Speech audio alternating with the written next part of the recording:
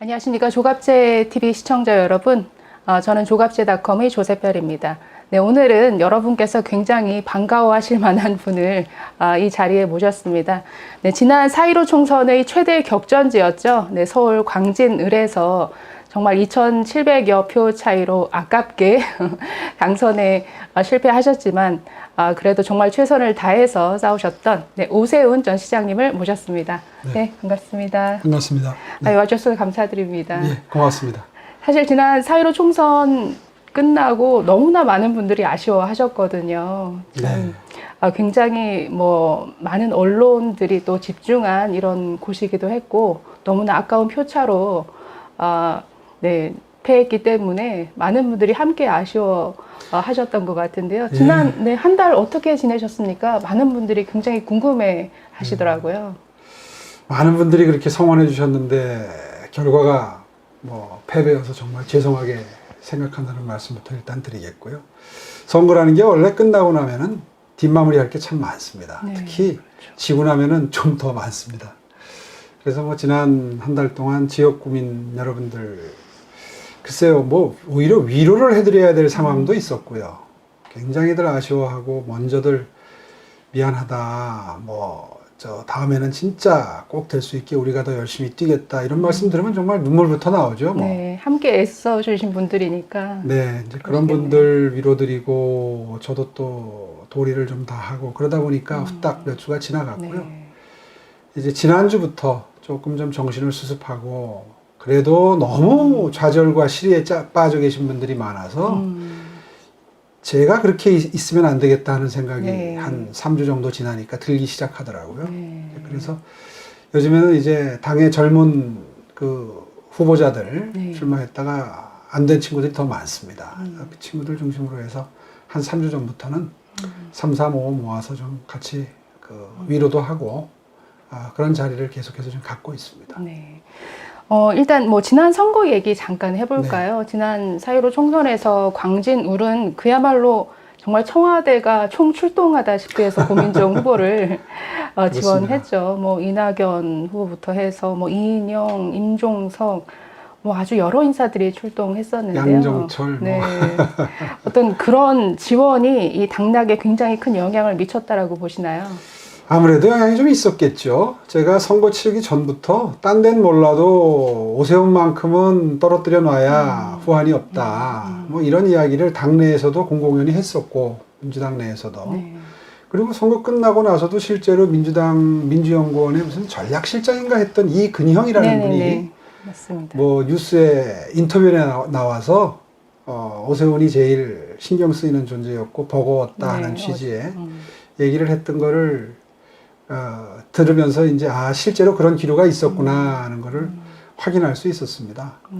고민정문을 보내기 전부터 굉장히 띄우기 위해서 노력했던 거를 아주 피부로 실감을 했고요. 실제로 그런 분위기는 그들 내에 분위기라기보다도 그런 전략적 그들용으로 좌표 찍기라고 그러죠. 그런 거는 있었던 걸로 확인이 됩니다. 여러 가지 증언을 통해서. 문재인 후보의 소원이 고민정 후보가 당선되는 것이다라는 식의 이런 홍보를 많이 하더라고요. 실제로 사진 한 장 나오고 멘트 하나 나올 때도 이건 정말 A급 전문가 중에 A급이 붙어서 하는구나라는 느낌을 받을 때가 자주 있었습니다. 그에 비해서 이 미래통합당에서의 어떤 지원에 있어서는 좀 아쉬운 부분이 있었습니까? 야당은 원래 당 차원에서의 지원이라는 게 재정 형편상으로도 그렇고 여러 가지 빈약할 수밖에 없고요. 그리고 실제로 이건 우스갯소리입니다만은 어떤 후보는 중앙당에서 누가 와가지고 뭘 도와드릴까요 하니까 아이고 사고나 치지 말고 방해나 하지 마시오. 그렇게 이야기를 하고 돌려보냈다는 이야기가 이번 선거에도 있거든요. 그럴 정도로 사실은 중앙당의 조직적인 홍보 전략이나 이런 건 사실 좀 취약했었죠.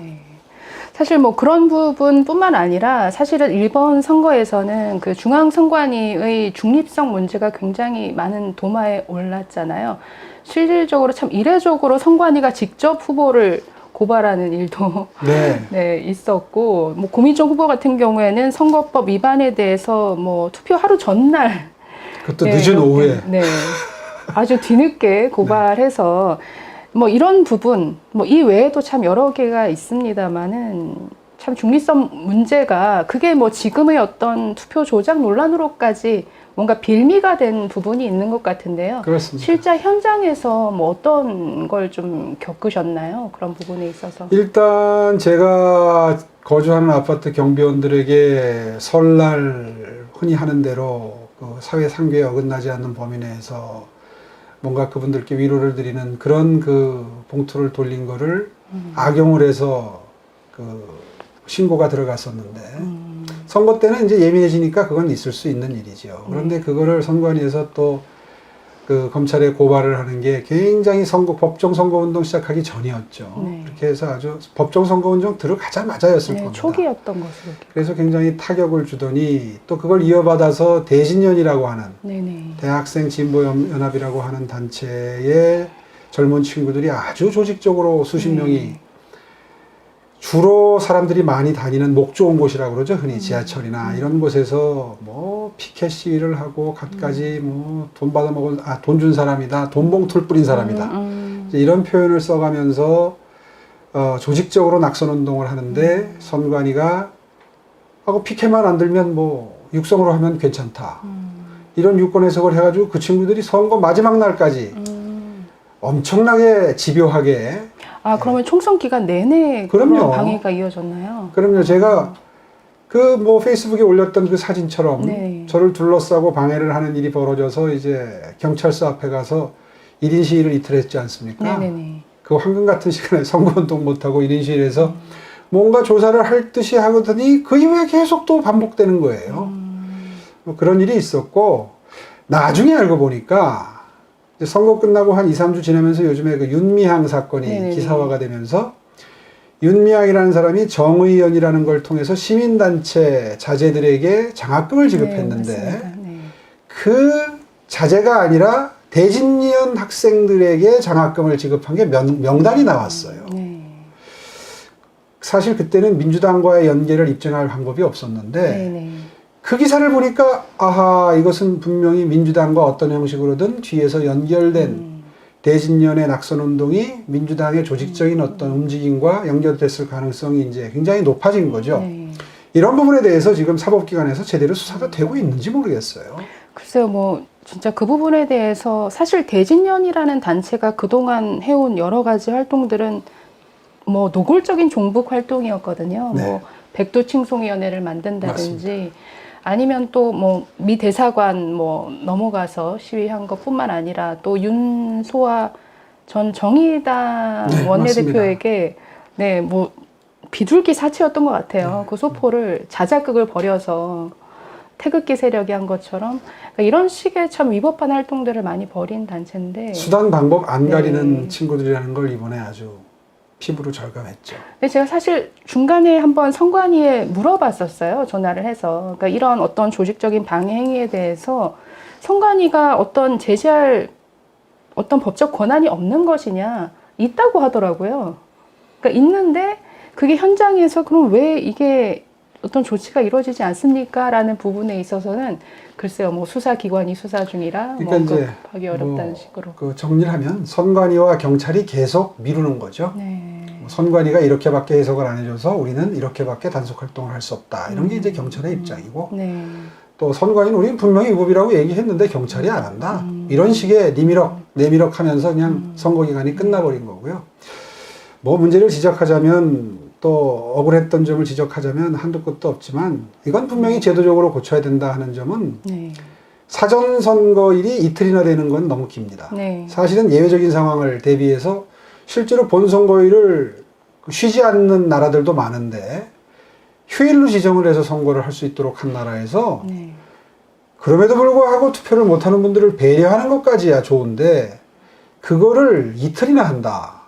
더군다나 그 날짜가 본선거일과 상당히 떨어져 있기 때문에 최종적으로 완벽하게 후보의 장단점에 대해서 알고 있는 상태에서 투표가 이루어지는 게 아니라 공식 선거운동이 절반 정도 이루어진 상태에서 투표가 이루어지다 보니까 생길 수 있는 모순점. 네, 그렇죠. 다시 말해서 이번에 우리 지역 같은 경우에는 고민정 후보의 선거법 위반이 위중한 사실이 2개가 고발이 되고 실제로 지금 검찰에서 수사를 하고 있는데요. 네네. 그 중에서 뒤에 밝혀진 허위사실 공표죄, 그러니까 법정 공보물 수만 부가 집으로 배송되는 그 공보물에 저를 지지하던 사람을 오히려 자양전통시장의 네. 상윤 회장이 오히려 성향도 그렇고 평소에 하시는 걸 보면 민주당보다는 저희 쪽에도 배려를 하고 그러시던 분인데 네. 그분이 명시적으로 뭐 고민정 후보 같은 후보가 몇 명만 있으면 뭐 원이 없겠다 이런 식의 구체적인 멘트까지 넣어가지고 본인이 하지 않은 말을 가지고 지지선언을 한 것처럼 해서 사진까지 박아가지고 공보물을 보냈거든요. 아, 그럼 본인 동의 없이 공보물에 실은 건가요? 그렇습니다. 아. 그래서 그게 허위사실 공표가 된 네네네. 거죠. 그거를 선관위가 실제로 고민정 후보를 고발을 했고요. 그렇죠. 근데 문제는 그 고발이 아까 말씀하신 네, 것처럼 하루 전에. 4월 15일 날 하루 전, 그것도 늦은 오후, 네. 제 귀에 들어온 게 오후 한 5시쯤이었거든요. 보통 그런 일이 벌어지면 후보에 대해서 정확한 판단을 하기 위해서는 적어도 2, 3일의 전파 시간이 필요한데 네. 선거 바로 전날 있었고 우연히 그때 뉴스를 못 본 유권자들의 경우엔 그 다음날 모르고 투표했을 수가 많습니다. 네네. 이런 걸 생각해보면 확실히 사전투표제도에 대해서는 지금 불거지고 있는 부정선거 논란과는 별개로 네네. 분명히 제도적인 개선이 있어야 한다. 그러니까 사전투표일이 너무 길고 이틀씩이나 기회를 주는 건. 네. 그 다음에 그게 최대한 본선거율과 붙어 있어야 한다. 그래야 지금 말씀드린 그런 모순된 상황이 네. 발생되지 않는다.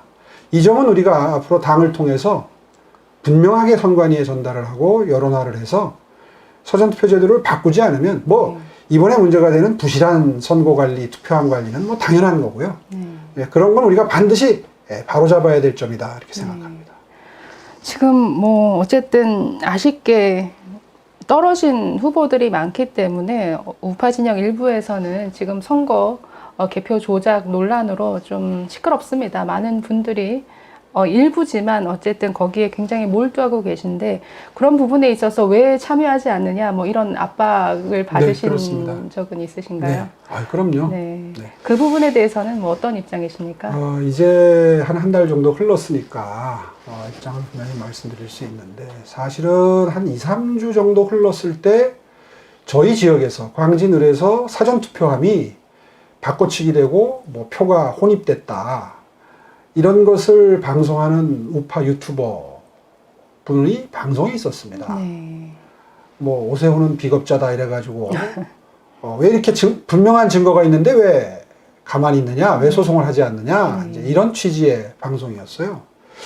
저도 처음에 그 한 20분 정도 되는 유튜브 방송을 보고 이건 정말 소송해야 되겠는데 하는 생각이 들었습니다. 네. 너무 설득력 있게 조곤조곤 설명을 또 더군다나 사진까지 띄워가지고 설명을 해주셔서 저는 정말 진짜인 줄 알았어요.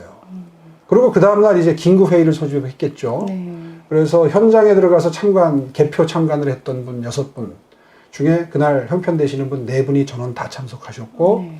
그 다음에 이제 젊었을 때부터 선관위에서 근무를 했던 제 아주 친한 친구가 있습니다. 그 친구는 뭐 고위직까지 오르진 못했지만 말하자면 현장에서 선관위 실무를 아주 뭐 잔뼈가 굵은 네네. 그래서 세세한 디테일까지도 다 꿰고 있는 네네. 모든 상황에 대해서 다 알고 있는 그런 제 친구를 이제 한 명 불러다 놓고 점검 회의를 시작을 했어요. 그런데 회의를 해보니까 그 유튜브에서 방송했던 게 유튜브 방송만 보면 정말 그게 다 사실인 것 같고 네. 큰 문제가 있는 것 같이 느껴지던 그 문제점들이 하나하나 사실무근임이 밝혀지는 겁니다. 지적이 사실무근인 거죠. 네. 특히나 지금 제기되고 있는 문제 제기가 거의 대부분 사전투표에 문제가 있다는 거 아닙니까? 네네. 당일 투표는 우리가 이겼으니까요. 네. 저희 지역도 이겼고. 사전투표함이라고 하면서 뭐 띄었다 붙인 자국이다 이랬던 것들이 하나하나 다 점검을 해보니까 첫째는 사전투표함이 아니라 당일 4월 15일 날 투표함이었어요. 허탈하더라고요. 네. 그러니까 그 모양 자체가 다릅니다. 네. 사전투표함 보관 상태와 네. 개표장으로 갖다 놨을 때 그 상태가 달라요. 근데 사실 개표 참관을 해본 분이 아니면 그걸 잘 모릅니다. 네. 아무래도 실무를 잘 알아야 예. 그 과정들을 그러니까 그 선관위에서 평생 잔뼈가 굵은 물론 전적으로 제 편이지요. 네. 저를 위해서 그 모든 걸 제 입장에서 생각해 줄 수 있는 친구인데 하나하나 조목조목 설명을 하는데 도저히 현실적으로 일어날 수 없는 일이더라고요. 네. 게다가 그날은 우리 참관인 중에 아주 그 열정적인 분이 계셔서 실제로 사전투표함과 그 사후투표함을 사진 촬영을 해놨던 분이 저희 참관인 중에 있었어요. 네. 그분 사진을 확인을 하니까 그 사전투표함이라고 주장하면서 유튜브 방송을 했던 내용이 당일 4월 15일 날 투표함임이 명백하게 밝혀지는 겁니다. 네. 사진에 똑같이 나오는 거고. 그걸 보면서, 그리고 뭐 그 외에 뭐 몇 가지 또 증거를 네, 뭐 댔는데, 여러 예, 네, 온라인상으로 하나하나 이제 그 전문가, 현장을 잘 아는 전문가의 설명을 들으면서 한 2시간 가까이 회의를 하고 내린 결론은 네. 적어도 광진을에서는 사전투표에 관한 그런 그 무슨 조작이나 네. 또 뭐 몇 표 중에 몇 표가 같다 이런 주장도 하잖아요. 네네. 그런 일은 없었다. 이게 확인이 됐고요. 네. 그래서 그날부로 생각을 정리를 했습니다. 이게 검토까지는 했지만 그렇죠. 그러니까 대부분 문제 제기되는 게 이해는 갑니다. 네. 심정적으로 동의도 되는 부분도 있고, 왜냐하면 확률적으로 통계적으로 도저히 있을 수 없는 기현상들이 벌어졌기 때문에 안타깝게도 저를 지지해 주시거나 우리 당을 지지해 주셨던 그 지지에 그 투표를 해 주셨던 분들이 굉장히 그 섭섭한 마음을 갖고 분노하는 그런 상황이 되는 건 저는 심정적으로는 충분히 동의할 수 있습니다. 네. 그런데 이제 이런 게 각 지역별로 구체적인 사례로 들어가게 되면 도저히 입증할 방법이 없을 뿐더러 그것이 사실로 밝혀질 확률도 매우 낮다 네. 하는 것을 저희 지역구의 경우에는 다행히 사진 찍어 놓은 게 다 있어가지고 네. 다 제가 아주 그 깊이 있게 들여다볼 수 있는, 판단할 수 있는 자료들이 있었거든요. 그래서 이제 지금 정리하자면 심정적으로는 충분히 이해도 가고, 그리고 함께 그 아픔을 뭐 하고 싶은 마음이야 정말 뭐 누구 못지않지만, 또 가장 억울한 게 따지고 보면 그렇죠. 저일 수 있는 거죠. 네. 그런데 이제는 좀 그 부분에 대한 생각은 좀 정리를 하고, 네. 이제 부정선거 논의를 제기하는 데 쓰여질 수 있는 에너지의 절반 정도는 이제는 좀 우리가 왜 졌는지, 네. 그리고 다음에 또 뼈아픈 패배를 반복하지 않기 위해서는 어떤 점을 개선을 해야 되고 바꿔야 되는지, 이런 논의로 초점을 좀 옮겨서 다음 선거의 승리를 기약할 수 있는 그런 노력을 지금부터 배가해야 되는 시점이 아니겠는가. 그러니까 지난 사실 한 달이 좀 너무 아깝다는 생각이 들었어요. 사실 패배 원인, 그리고 좀 개선해야 될 부분, 지금 21대 국회가 개원하기 전에 이런 것들이 좀 정리가 됐으면 했는데, 사실 조금 이 부분 어떤 정말 냉정한 평가나 어떤 전망이나 이런 부분이 좀 약한 것 같아서. 제가 제일 아쉬웠던 것도 그 부분입니다. 물론 뭐 심정적으로 동의되지 않는 부분에 대해서 그런 주장을 하는 거야. 뭐 민주주의 국가에서 그걸 어떻게 다 막겠습니까만은, 너무 거기에 에너지가 집중되다 보니까 실제로 복귀를 하고 무엇이 잘못됐는지를 따져보고, 그리고 다음에는 우리가 이런 걸 고쳐서 선거에 임하자고 하는 이런 움직임에 오히려 힘이 실리지 않는 그런 현상을 보면서, 이거는 우리가 크게 그 자해행위가 될 수 있다. 우리 스스로 정말 소중한 시간적인 기회를 놓치고 있다. 선거 직후에 그게 가장 활발해야 되고, 그때 나오는 그 수도권 낙선자들의 심정이 위기 상황을 가장 잘 대변하는데, 그런 상황을 최대한 활용해서 승리의 어떤 다음 승리의 에너지로 숙성시켜내는 작업, 이런 것들이 지나치게 간과되는 모습을 보면서, 아니 뭐 투표가 부정이다 이래버리면 그 다음부터 반성이 있을 수 없죠. 그런 점이 참 정말 안타까웠습니다. 뭐 어쨌든 지난 총선에서 49.9대 41.5%였어요. 사실 뭐 8.5%, 8.4% 차이인데, 어떻게 보면 우파 진영이나 뭐 민주당 지지층이나 굉장히 서로 열심히 투표한 결과거든요. 사실 뭐 우파 진영의 많은 시민들도 정말 열심히 투표해서 몰아줬는데, 다만 그 선에 미치지 그렇죠. 못한 부분인데, 글쎄 이번 총선에서 이 정도의 득표율에 비해서 지금 차지한 의석수는 너무 차이가 난단 말이에요. 소선거제의 이제 본질적인 한계죠. 그래서 이런 뭐 통합당의 전체적인 패인 원인, 뭐 선수로 뛴 분의 입장에서는 어떤 부분이 패인이었다라고 생각하시나요? 예, 이제 그거를 하나하나 복귀하면 뭐 그것만 가지고도 1시간 이상 뭐 토론을 벌일 정도로 여러 가지 할 수 있는 그 분석이 있지만 네. 일단 간단히 정의하면 민주당 지지층으로 많이 기울어 있는 3040의 마음을 얻기 위해서 참으로 현장에서는 많은 노력을 기울이고 네. 좋은 공약을 개발해서 그분들께 어떻게든 마음을 얻으려고 노력을 하는 게 일선 현장의 후보자들의 노력인데 네. 그런 것들을 무색해하는 그 보수진영 전체에서의 또 정당 차원에서의 실수들이 좀 있었다. 네. 이 점을 지적을 안 할 수가 없습니다. 네. 한마디로 말해서 우리 당을 찍지 않은 젊은이들, 민주당 지지자들 한 20% 정도만 우리 측 우군으로 만들 수만 있었다면 네. 다 이게 수도권의 선거가 다 이길 수 있는 선거였거든요. 한마디로 말해서 완전히 뭐 무슨 일이 있어도 민주당을 지지하겠다는 사람이 어떻게 돌려 세우겠습니까? 네. 그런데 긴가민가 하는 이른바 중도에 가까운 그분들의 마음을 얻는 것은 사실은 우리 당이 지난 1년 동안 어떤 노력을 하느냐에 따라서 달라질 수 있었거든요. 그 노력에서 우리는 실패했다. 우리들끼리 모여서 광화문에서 말하자면 우리의 주장을 펼칠 수 있는 장을 가지는 그 기회를 최대한 늘리려고 노력을 했지만 그것이 중도의 마음을 얻어오는 데는 오히려 역기능으로 작용을 했다. 저 사람들에게 뭐 문재인 정부가 잘했다는 거 아니다. 그분들 그래요, 이야기를. 문재인 정부 경제정책 실패한 거 안다. 빈부격차 심해진 거 안다. 그런데 그들이 잘못했다고 해서 그러면 자유한국당, 미래통합당을 지지하면 더 나아질 것이라는 확신이 없다. 그래서 그들을 그냥 지지한다. 이런 심리 상태에서 투표를 하도록 만드는 게 가장 큰 페일입니다. 그런 심리 상태로 만드는데 기여한 여러 가지 우리의 행태들이 있죠. 그 중에서 이제 뭐 최근에 각종 분석에서 나오는 무슨 N번방에 대한 황교안 대표의 실언, 뭐 실수한 사람들은 뭐 용서해 줄 수 있다 이런 식의. 그러니까 20대 여성들이 들으면 거의 경기할 만한 발언. 네. 그게 연세 드신 분들은 그게 왜 그렇게 큰 실수인가 하지만 실제로 그 본질을 알고 보면 그 젊은 여성분들은 도저히 동의할 수 없는 발언이었거든요. 그런 실수를 비롯해서 그 이후에 나왔던 뭐 30, 40대는 뭐 문외다. 아주 거대한 착각에 빠져 있다. 30, 40대 전체를 아주 판단력이 없는 우리를 지지하지 않으면 판단력이 부족한 사람으로 치부하는 발언이라든가.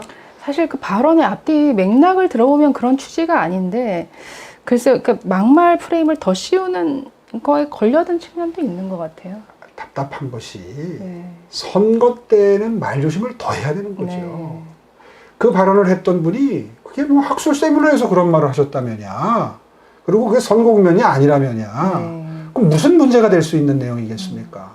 충분히 뭐 과장법을 써서 30, 40대 문제 있다 이런 말 학술 대회에서 얼마든지 할 수 있죠.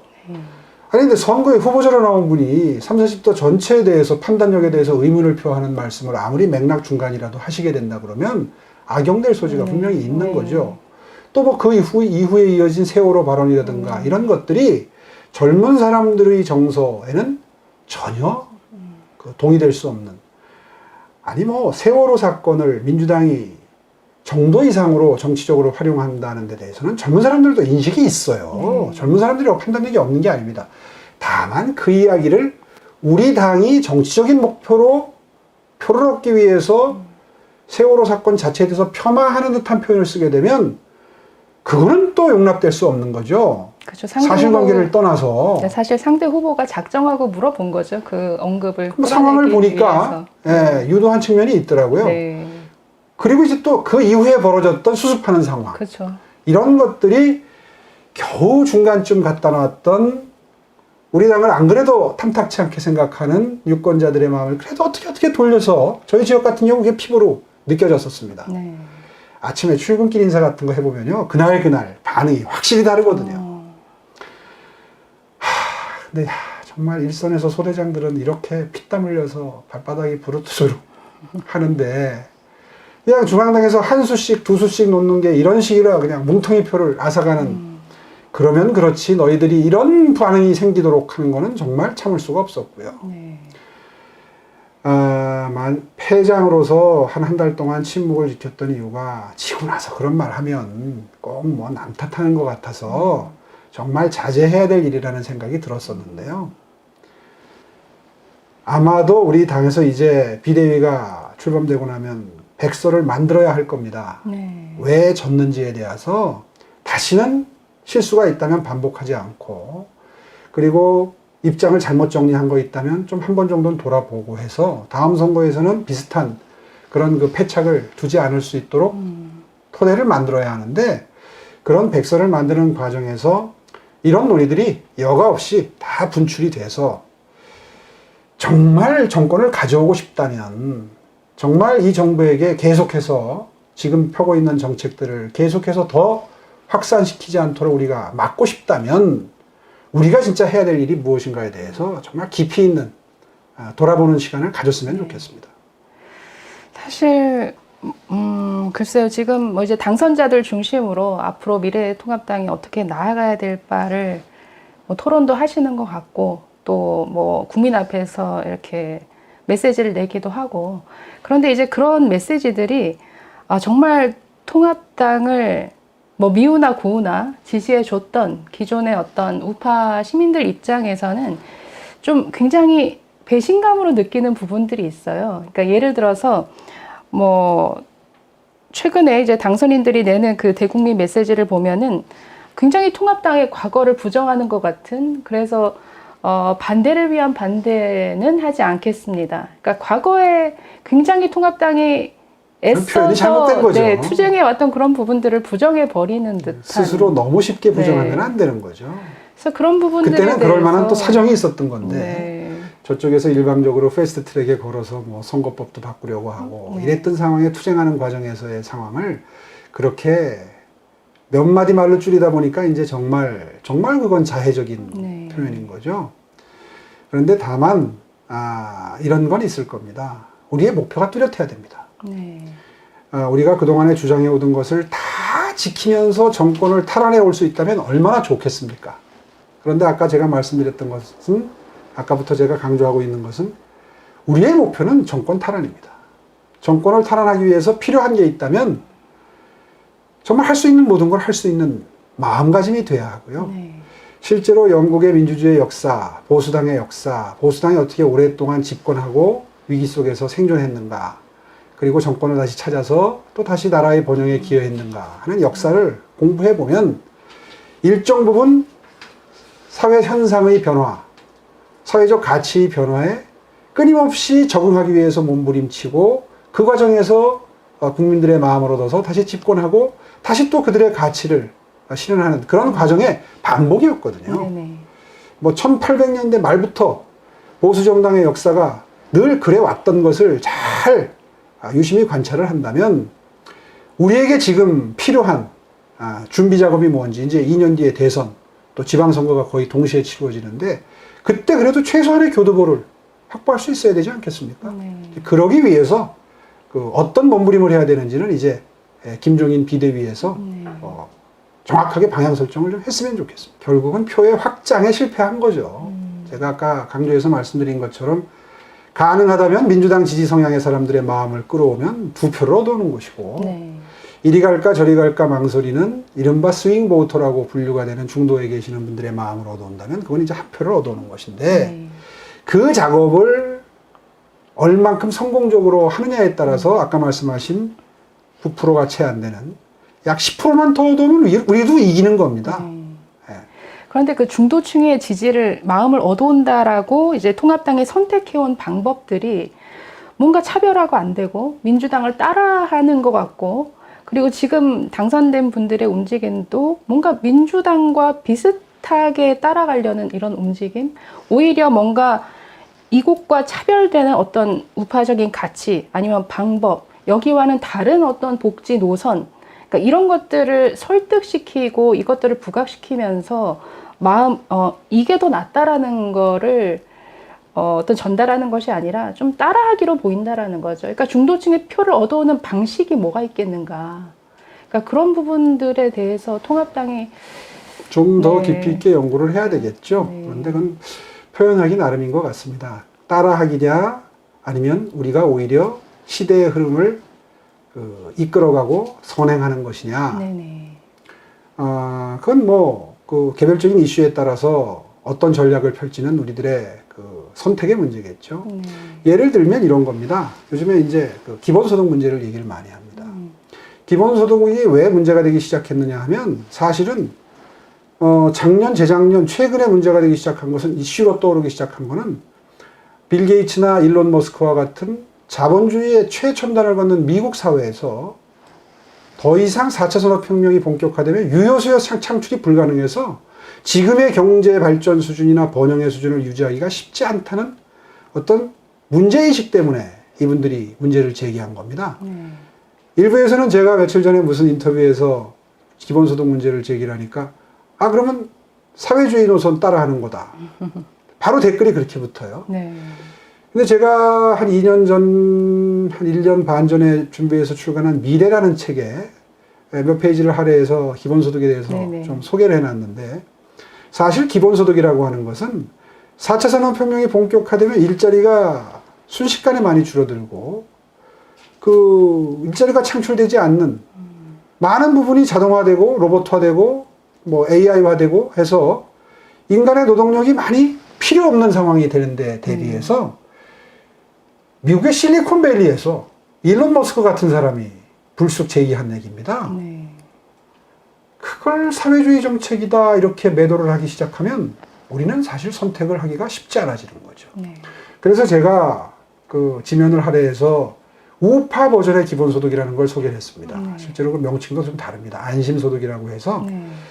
원래 세계적으로 통용되는 기본소득의 컨셉은 상류층이니까 부유층이나 저소득층이나 똑같이 예를 들어서 100만 원, 네네. 50만 원 이렇게 나눠주는 거고 우파 버전의 안심소득은 하후상박 부자들은 오히려 세금을 내야 하는 것이고 가난한 사람들에게 점점 더 혜택이 많이 가는 형식의 이런 기본소득인데요. 뭐 그거 외에도 몇 가지 다른 점이 있어요. 네. 뭐 안심소득은 우리 기초생활수급자들에게 주어지는 7가지의 혜택 중에서 한 4가지 정도 뭐 주거급여나 생계급여 이런 것들은 없애고 복지를 통폐합한다는 전제하에 이제 일정한 액수에 매달 지급되는 그러니까 단순화해서 오히려 행정비용도 줄이고 이제 여러 가지 그 기본소득의 장점을 취하자는 주장인 거죠.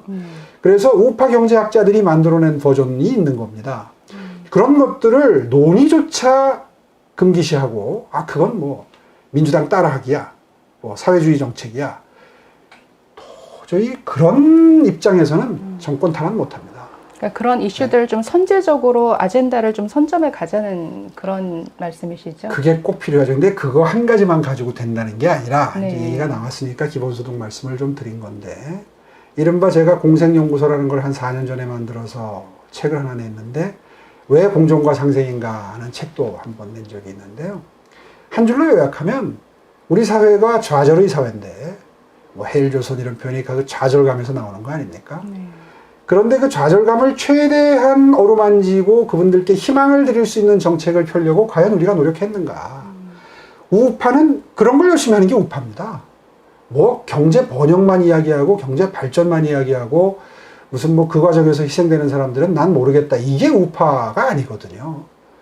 그런 의미에서 계층이동 사다리 지수라고 하는 좀 어려운 말로 학자들은 뭐 사회 유동성 지수 이런 표현을 쓰는데 사회 유동성 지수 같은 것을 개발을 해서 우리가 모든 정책에 앞서서 환경 영향 평가를 하는 것처럼 계층 이동 사다리 지수가 이건 얼마나 몇이나 나오는 정책이냐 이런 걸 늘 따져보고 우리 우파 정당이 집권하면 이런 것들을 선행시켜서 좌절에 빠져 있는 젊은 계층에게 조금이라도 더 여러분이 지금 고민하고 좌절하고 있는 것에 대해서 우리가 이렇게 화답하겠다, 노력하겠다 라는 메시지를 보낸다 그러면 우리를 달리 볼 겁니다.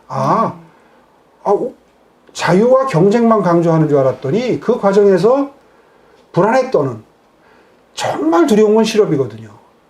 일자리를 잃고 결국 또 취업에 성공도 못하는 이런 상황이 정말 걱정되고 두려운 분들에게 정말 신경 쓰는 정당이 여기 있구나 라는 메시지를 분명하게 줄 때 젊은이들이 절대로 그거 민주당 따라하기다 이렇게 폄하하지 않을 겁니다.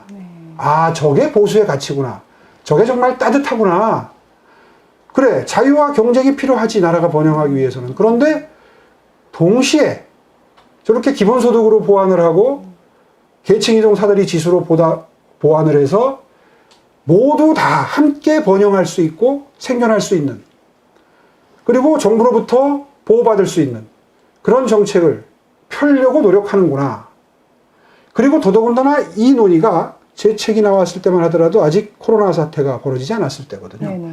4차 산업혁명 이후에 벌어질 수 있는 정도의 일자리 상황, 일자리 생태계를 전제로 했던 그 정책적 변화였는데, 거기에 대해서 이 팬데믹 이후에는 지금의 이 4차 산업혁명 시대에 벌어질 수 있는 일자리의 심각한 상황이 훨씬 더 빠른 속도로 심각한 지경으로 들어갈 수 있다는 얘기거든요. 네. 실제로 언택트, 이건 뭐 상당 부분 AI와 빅데이터, 그 다음에 시장 현장에서 벌어질 수 있는 엄청난 시장 생태계의 변화, 산업 생태계의 변화가 결국 일자리의 감소로 귀결이 되는데, 그런 상황에 대해서 우리보다 더 걱정하는 정당이 있구나. 민주당은 그거를 무슨 돈 나눠주는 걸로 해결하려고 하는데, 이 정당은, 이 우파 정당은 그 심각성을 너무너무 깊게 인식을 하고 근본적으로 우리들에게 위안을 주고 그리고 해결책을 주려고 노력하는, 정책적으로 끊임없이 천착하는 정당이구나 라는 그 진정한 마음이 전달이 될 때 아마 우리가 그동안 받았던 지지보다 훨씬 더 그 강한 지지, 넓은 지지를 받을 수 있을 거라고 생각하고요. 저는 이번 총선에서 그런 메시지가 충분히 전달될 수 있었는데, 이게 작년 227 전당대회 전에 제가 주장을 했던 겁니다. 네. 우리 정당이 그렇게 가야 된다. 무슨 막 짧게 연설하는데 표현하려다 보니까 중도로의 확장이다 이렇게 표현을 썼지만, 실제로 그게 말뿐이 아니라 이런 그 민주당 지지 성향이 강한 젊은 불안한 세대에게 이런 해법을 제시하고 우리 당이 그런 정당이라는 이미지, 브랜드 이미지를 만드는 것. 이게 왜 중도 좌합하고, 이게 왜 가치가 흔들리는 정당이고, 이게 왜 이념이 흐려진 정당이고, 그건 스스로 정말 자해적인 표현을 하는 거죠. 그런 의미에서 굉장히 안타깝고요. 늦지 않았습니다. 지켜보시는 분들이 오해하실 수도 있을 것 같아서 분명히 하는 것은요, 제가 작년에 광화문 광장으로 몰려나갔던 게 잘못됐다는 뜻에서 드리는 말씀이 아닙니다. 네. 당신 그럴 수밖에 없었어요.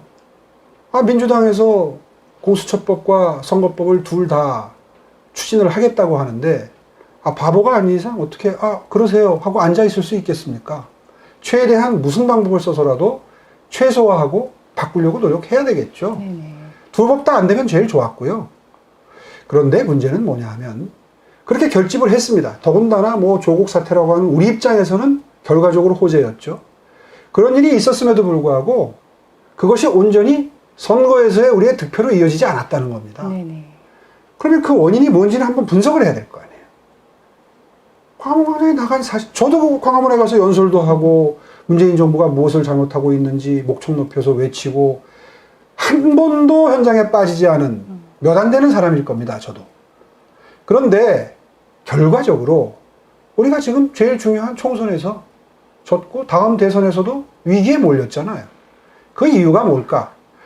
그렇게 문제 제기하는 자유한국당의 모습, 미래한국당의 모습, 우파의 모습을 보면서 우리에게 표를 줘야 하는 중도층들이 이들에게 표를 주었을 때 문재인 정부보다도 더 잘할 것 같다는 인상을 못 받은 거죠. 네. 문재인 정부가 지금 많은 실정을 하고 있음에도 젊은이들하고 대화해보면 알아요. 젊은이들이 몰라서 찍은 거 아니에요. 네네. 문재인 정부를 적극적으로 지지해서 찍은 것만도 아니에요. 물론 그런 젊은이들도 있지만 젊은이들의 절반 가까이는 문재인 정부의 실정을 알아요. 아는데 자유한국당은 그렇다고 해서 대안이 아니라고 생각하기 때문에 표를 안 준 건데, 그렇다면 전략적으로 다시 한번 고민을 해봐야죠. 네. 우리가 목청 높여서 투쟁하는 것이 과연 그들에게 신뢰를 주는 길이냐, 유일한 길이었느냐, 오히려 줄 건 주고 받을 걸 받는 협상을 통해서 크게 얘기하면 선거법은 절대로 양보 못하는데 공수처법은 어차피 다수 이석이 되면 바꿀 수 있는 거니까 그건 과감하게 양보한다든가, 그때 그런 얘기 있었잖아요. 그런 식의 전략, 또 법 중에 절반 통째로 법을 그렇게 교환하는 게 아니라 법 중에 어떤 조항은 도저히 선거법에서는 못 받을 조항이다. 공수처법 중에서도 어떤 조항은 도저히 못 받을 조항이다. 이게 정치 아니었습니까? 네. 그런데 지난 1년 동안 지도부가 결과적으로는 두 법 다 한 줄을 못 고쳤다. 이건 반성해야죠. 황교안 리더십에 대한 어떤 불만 아니, 이런 게 뭐, 많이 그건 있으셨- 백서에 담아야 될 일이라고 생각합니다. 그건 네. 제 개인의, 제가 1년 동안 아주 완곡한 방법으로 몇 번 지적을 했어요. 네. 정치적 상상력이 부족하다, 정치력이 부족하다, 이런 말을 할 때마다 많은 분들이 저한테 내부 총질하지 말라는 거예요. 침묵을 지켰습니다. 그리고 일선 소대장으로서 제 할 일만 묵묵히 광진구에서 했어요. 그 결과가 과연 뭐였냐? 이거는 냉정한 평가가 있어야죠. 네. 아유, 참 어렵습니다. 그런데 이제 또 어쨌든 앞으로 나아가야 되는데 미래통합당은 이제 김종인 씨를 또 선택을 했거든요. 비대위원장을.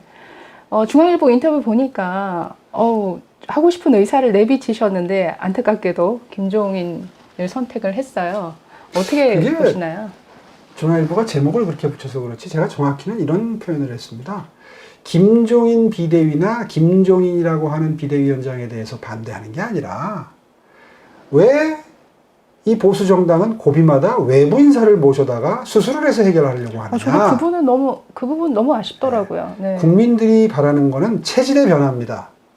꾸준히 보약 먹고 운동하고 예를 들어서 비타민 미네랄 먹고 꾸준히 운동하고 그리고 생활을 건전히 해서 술, 담배 끊고 해서 몸을 키워서 네. 건전하게 건강을 회복하기를 바라는데 그게 상식적인 접근법인데 몇 군데 수술을 해가지고 마치 국민들의 사랑을 받을 수 있는 정당이 될 수 있는 것처럼 비대위 체제를 상시화하면 그것이 과연 바람직한 접근법이냐에 대한 문제제기 첫째.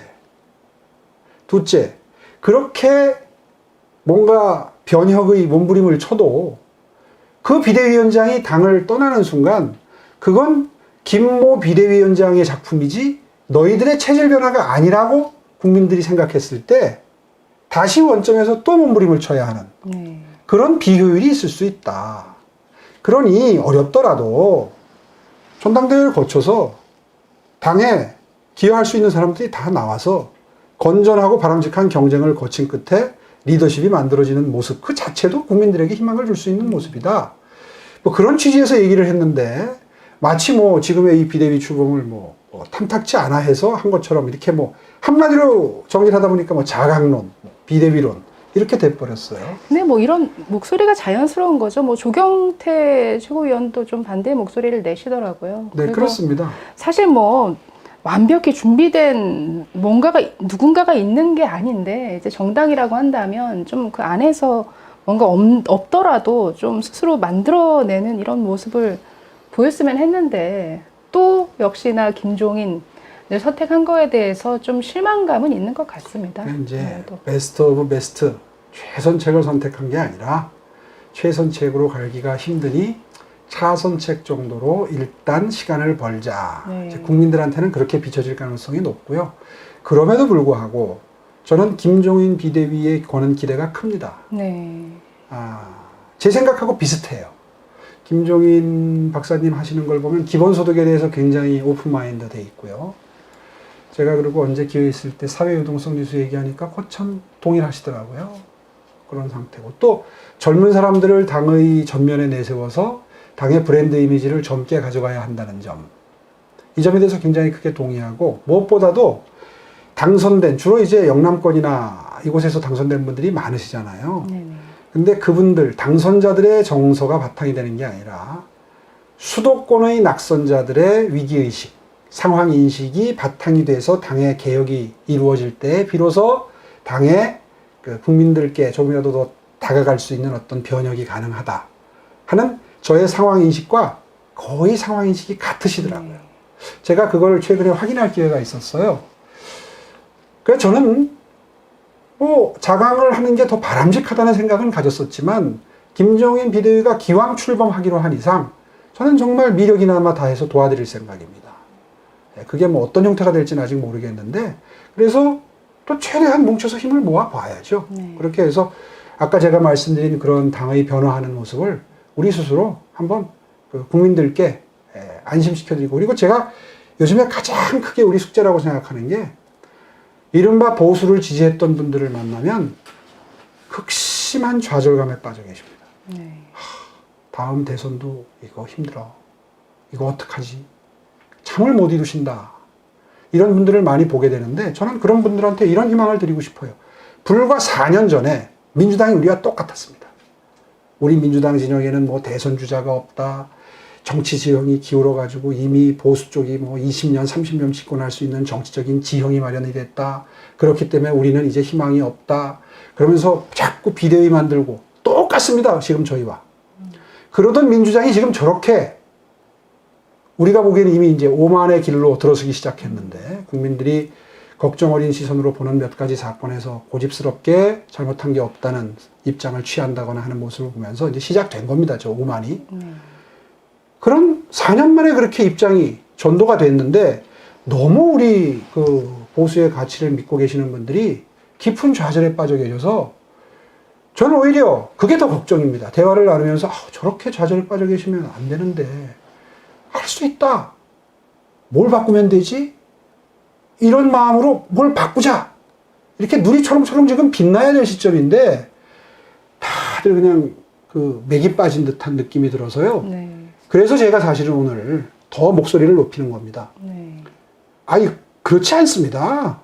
정치라는 게 꼭 그렇지 않아요. 그리고 우리 국민들이요, 조금만 긴장을 풀고 오만한 모습을 보면 바로 철퇴를 내립니다. 근데요, 이번에 우리가 실수한 건 그 심판론을 우리 입으로 얘기를 한 겁니다.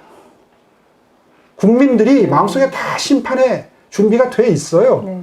그런데 그거를 정말 스스로가 불태울 수 있는 여건만 만들면 되는데, 네. 우리 스스로는 무슨 뭐 정권을 심판해야 된다, 이것도 잘못했다, 저것도 사실 전략적으로는요, 10가지 잘못했어도 작전상으로라도 한두 가지만 얘기해야 되는 거예요. 근데 그걸 기회는 있다 싶어서 이것도 잘못했다, 저것도 잘못했다 하니까 선거할 때 아무것도 머릿속에 남아있지 않고 그냥 코로나에 가려져가지고 결국 네. 실패한 거 아닙니까? 이제 그런 것들을 지금 다 복기를 해서 백서에 담는 작업이 이루어지고, 그리고 김종인 비대위의 출범에 맞추어서 그동안 조금 다른 의견을 가졌던 사람들도 다 주파수를 맞춰서 함께 합심협력해서 또 심기일전하는 모습을 보고 싶은 게 우리 유권자들의 모습이라고 생각합니다. 제가 이 순간에 강조하고 싶은 것은, 그럼에도 불구하고 목표는 정권 탈환이 돼야 되는 겁니다. 네. 정권 탈환하면은요, 다 해결됩니다. 간단히 네. 단순화해서 얘기를 하자면, 네. 그리 간단한 얘기는 아니지만, 정권 탈환하면 우리의 가치가 어디로 가겠습니까? 그렇게 자기 확신을 좀 가지고, 자신감을 가지고, 자존감을 가지고 임해야죠. 요즘에 대화해보면 너무들 처져 계셔서 정말 민망해요. 그렇죠. 네. 네. 네. 계속해서 오세훈 시장님 모시고 말씀 나누고 있습니다. 네, 더워서 밑돌이 좀 벗었습니다. 뭔가 열띤 토론을 아주 열정적으로 말씀을 해주셔가지고 시간 가는 줄 몰랐습니다. 저도. 잠깐 과거로 가볼까요? 네. 서울시장 네. 2006년에 당선되시고 2010년에 또 10년에 재선됐고, 네, 재선 11년에 하셨었죠. 사퇴했고, 네. 항상 무상급식 얘기하려고 그러시는 거죠? 이 부분을 항상 빠뜨리진 않게 되더라고요. 그 당시에 선택 후회하시지는 않으신가요? 당시만 하더라도 많은 분들이 목숨 걸고 싸워라 하던 이슈였습니다. 네. 근데 막상 목숨 걸고 싸우다가 목숨을 잃으니까 누가 너한테 사퇴까지 하라고 그랬냐? 우리가 준 자리인데 네 맘대로 사퇴하냐? 또 그런 평가가 뒤따랐던 것도 사실이고요. 그래서 그 부분이 또 지금은 참 후회가 되고, 그러니까 사퇴한 부분에 대해서, 싸웠다는 부분이 아니라 사퇴한 부분에 대해서 정치적인 여러 가지 불리함도 있었고, 그리고 그게 어떤 낙인으로 남아서 지지해 주셨던 분들한테까지 정치적 약점으로 작용하는 이런 상황이 되고 보니까 후회 안 할 수가 없죠. 네.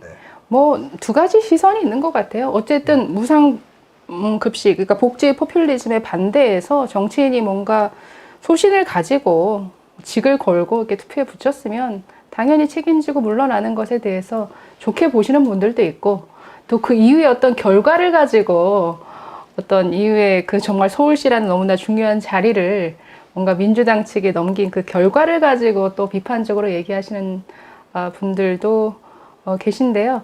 뭐 그 당시 근데 저는 좀 아쉬웠던 부분은 어쨌든 무상급식 뭔가 복지 포퓰리즘의 소신을 가지고 나는 이건 아니다라고 반대하면서 그렇게 물러나셨는데 그 이후에 좀 공백기가 있으셨어요. 저는 그 기간이 참 아쉬웠거든요. 오히려 뭔가 하나의 정치적 자산으로 삼아서 계속 뭔가 활동을 좀 이렇게 해 나가셨으면 더 좋지 않았을까 하는 생각은 있습니다.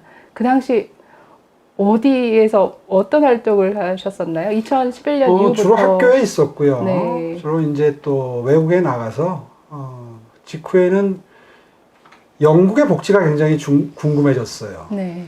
영국의 복지가 굉장히 복지 선진국으로 알려져 있었는데 그때가 캐머런 정부였죠. 엄청난 복지 개혁을 하고 있더라고요. 개혁이라는 건 복지를 줄이는 겁니다. 네. 그러니까 너무 벌려놔가지고 수습이 안 되고 경제는 안 좋고 하니까 어르신들께 드렸던 의료 혜택, 젊은이들한테 그때 예를 들자면 주택 수당 주던 걸 줄이고 뭐 이제 이런 식의 한마디로 복지 구조 조정이죠. 하는 모습을 보면서 제가 그때 깨달았습니다. 아, 정치 선진국, 복지 선진국인 영국에서도 이렇게 누더기로, 그러니까 일사불란하게 미리 계획된 대로 가는 게 아니라 저질러 놓고 수습하고 저질러 놓고 수습하는 형태의 정책을 시행하고 있구나. 뭐 연일 데모였거든요. 이렇게 복지 혜택을 갑자기 줄이면 우리는 어떻게 하란 말이냐. 어르신들은 어르신들대로 병원 앞에서 시위하고 학생들은 학생들대로 정부를 상대로 시위하고, 아니 주택수당을 없애면 독립해서 나와 있던 친구들은 다 도루집으로 들어가든지 해야 될 거 아니에요. 얼마나 암담한 현실입니까? 그런 모습을 영국에 가서 보면서 연일 영국 신문에 오르는 게 그런 뉴스였거든요. 그런 모습을 보면서 아, 내가 너무 원론적인 입장에서 투쟁을 했구나.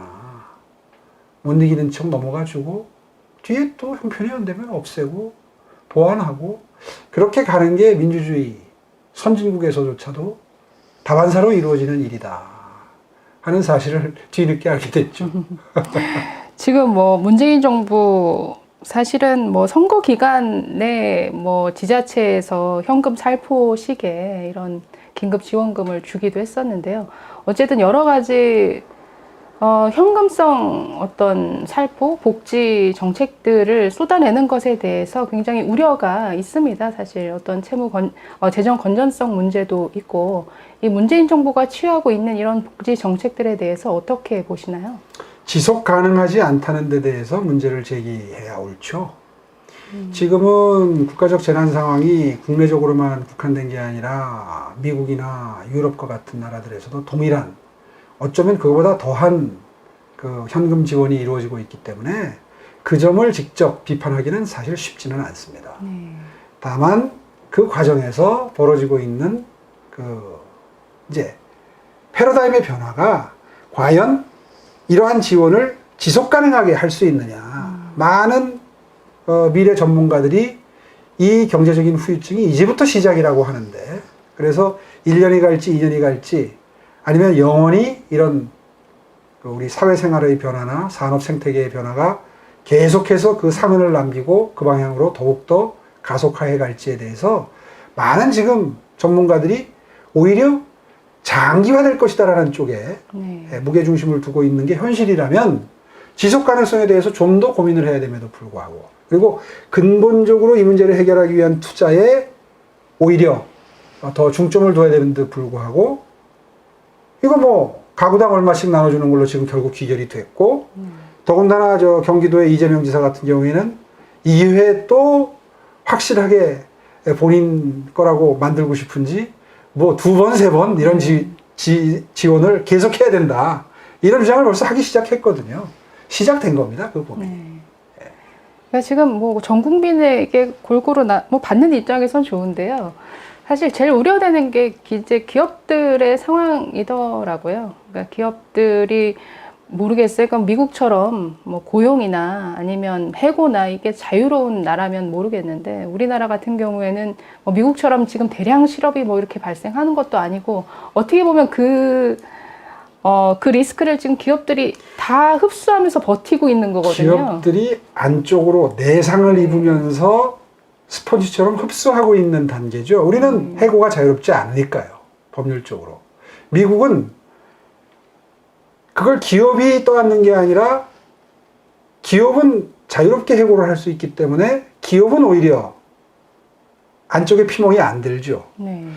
결과적으로는 어떤 일이 벌어지느냐? 만약에 이 바이러스 전국이 이 사태가 종결이 어느 정도 되는 단계에서 그렇게 내상을 입지 않은 미국의 기업들은 바로 경제 발전에 기여하면서 V자 반등하는 대열에 합류할 수 있는 반면에 내상을 잔뜩 입은 한국의 기업들은 바이러스 사태가 해결되는 국면에 진입을 해도 계속해서 그 내상의 흔적들이 어떤 그 자해적인 형태로 남아있기 때문에 아마도 회복하는데 훨씬 더 회복을 하더라도 U자형 내지는 어떤 기업들은 결국 회복을 못하고 L자형으로 계속 어려움에 처하는 그런 상황이 될 가능성이 지금 매우 높은 거죠.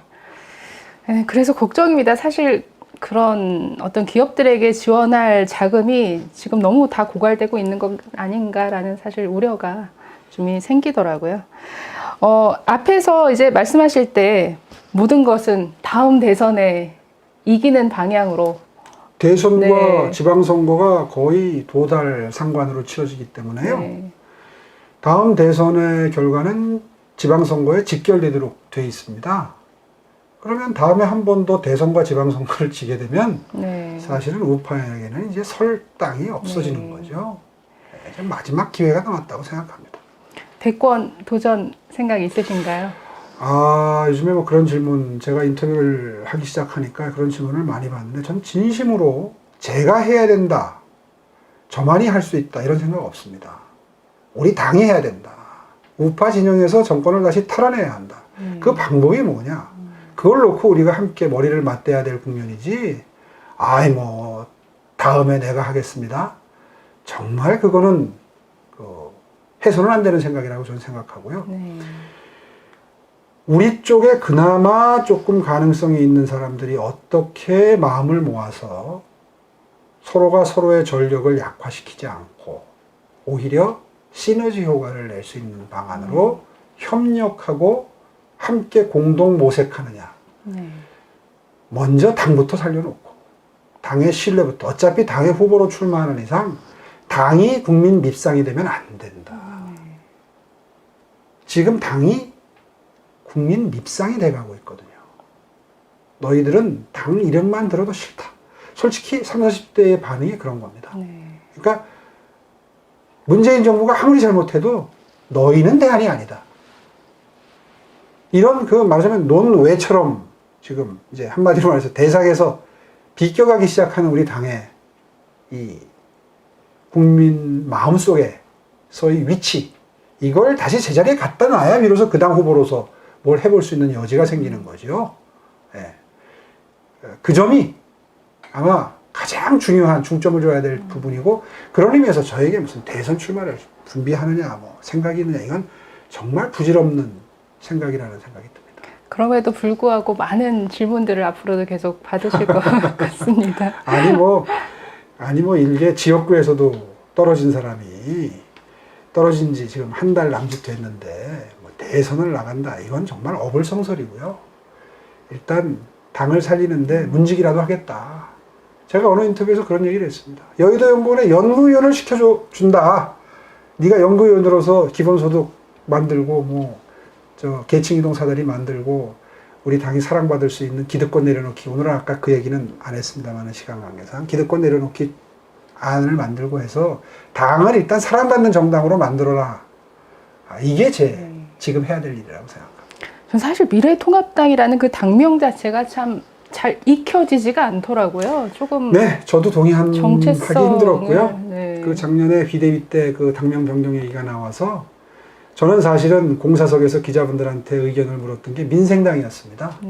네, 국민들은 사실 먹고 사는 문제가 제일 중요하거든요. 네. 그래서 조금 촌스러워 보여도 민생당? 야, 웃긴다. 이런 반응을 처음에 받을 수 있다 하더라도 민생당이라고 하면 아마 최소한 국민들이 저 사람들이 뭐 북핵이 어떻고 뭐 외교 안보가 어떻고 뭐 미국 관계가 어떻고 이렇게 얘기를 많이 하지만 정말 중요하게 생각하는 건 우리 먹고 사는 문제구나, 내 일자리구나, 이런 인상만 확실하게 박아줄 수 있으면 저는 성공한다고 생각했거든요.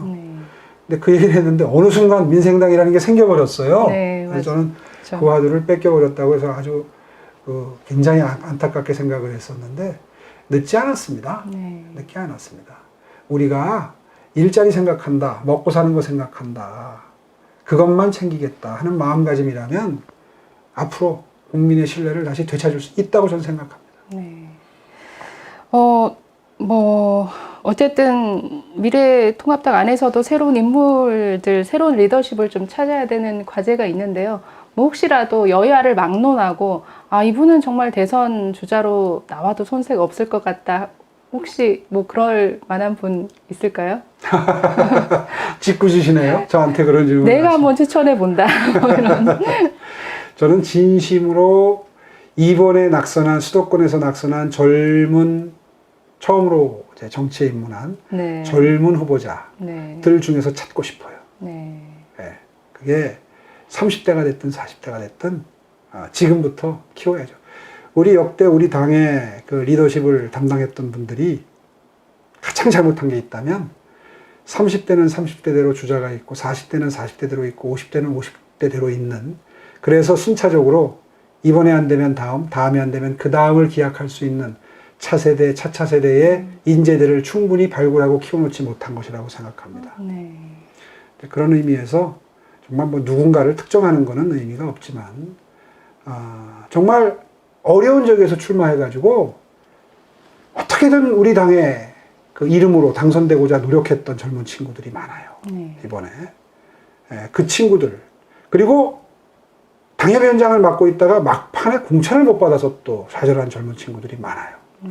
그 친구들 전부 우리 당의 보배입니다. 특히나 왜 보배냐 하면 그 친구들이 이상적으로 말하자면 책을 보고 보수를 지지했던 단계에서 벗어나서 이번에 현실 정치를 한번 세게 경험을 했어요. 정말 뼈저리게 느낀 게 많을 겁니다. 아, 현실 정치는 이렇게 다르구나. 골목골목에서 이렇게 피땀을 흘려야 되는 거구나. 한 표 한 표 모아야 총선에서 이길 수 있구나 하는 걸 뼈저리게 깨달았기 때문에 그 친구들 중에서 아마 미래를 기약할 수 있는 인물이 나올 수 있다고 저는 생각합니다. 그 친구들을 전부 다 경쟁의 대열에 앞세워서 누구 뭐 호불호 떠나서 다 앞세워서 정말 공정한 경쟁을 당내에서 보장함으로써, 그리고 충분히 당무에 관여할 수 있는 기회를 그 친구들한테 줌으로써 두각을 나타낼 그 환경을 만들어서 키워주는 거, 이거 우리 당이 민주당에 배워야 될 점입니다. 어쨌든 서울시장을 이제 연임 재선까지 이제 하시면서 그 경력들이 뭐 나중에 대선을 나가시든 무엇을 하시든 어쨌든 자산이 되셨을 텐데, 서울시장직을 맡으시면서 가장 기억에 남는 일, 뭔가 내가 이것만큼은 정말 좀 뿌듯하다라고 생각하시는 일들이 있으신가요? 기억하시겠지만 그때 서울시가 많이 변했죠? 동의하시나요? 네. 네, 많이 변했습니다. 특히 박원순 시장이 거의 일을 안 하는 시장이기 때문에 더 상대적으로 도드라지게 보이는 면이 있는데요. 최근 들어서 제가 자부심을 느끼는 게 이 팬데믹, 코로나 사태 이후에 주말이면 엄청난 인파가 한강변과 그 주변의 둘레길에 몰립니다. 네. 20, 30대까지 이제 등산 문화, 트레킹 문화가 생기기 시작했죠. 그 바탕에는 둘레길이라고 하는 제가 시작했던 획기적인 변화, 새로운 시도가 있습니다. 지금 아무도 의식을 못해요. 둘레길. 옛날에는 등산한다 그러면 밑에서부터 정상까지 올라가는 게 등산이었잖아요. 근데 요즘에는 가면 지그재그로 만들어진 그 나무 데크를 통해서 진짜 자연을 즐기고 자연을 훼손하지 않으면서 그 크게 부담 가지 않는 그런 산행을 젊은이들이 즐기는 걸 보실 수 있습니다. 자주 갑니다. 네. 그 사실 둘레길 제가 만들었거든요. 네.